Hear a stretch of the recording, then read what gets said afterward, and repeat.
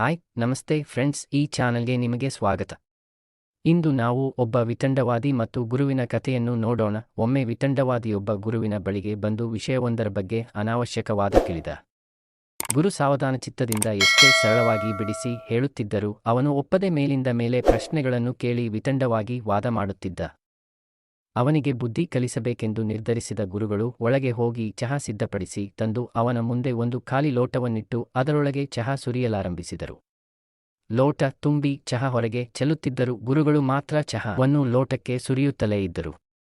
ಗಲಿಬಿಲಿಗೊಂಡ ವಿತಂಡವಾದಿ, ಇದೇನು ಗುರುಗಳೇ, ಲೋಟ ತುಂಬಿದ್ದರೂ ಸುರಿಯುತ್ತಲೇ ಇದ್ದಿರಲ್ಲ ಎಂದು ಪ್ರಶ್ನಿಸಿದ. ಆಗ ಗುರು ಅದರಲ್ಲೇನೂ ತಪ್ಪಿದೆ ಎಂದು ಮರುಪ್ರಶ್ನಿಸಿದರು. ಅದಕ್ಕೆ ವಿತಂಡವಾದಿಯು, ತುಂಬಿರುವ ಲೋಟ ಖಾಲಿ ಮಾಡದ ಹೊರತು ಚಹಾ ಹೇಗೆ ಪುನಃ ಲೋಟದೊಳಗೆ ಹೋದೀತು ಎಂದು ಕೇಳಿದ. ಅದಕ್ಕೆ ಗುರು, ನೀನು ಅಷ್ಟೇ ಈ ಚಹಾ ಲೋಟದಂತೆಯೇ ಆಗಿದ್ದೀಯಾ? ನಿನ್ನದೇ ಅಭಿಪ್ರಾಯ, ಆಲೋಚನೆಗಳಿಂದ ತುಂಬಿ ಹೋಗಿದ್ದೀಯಾ?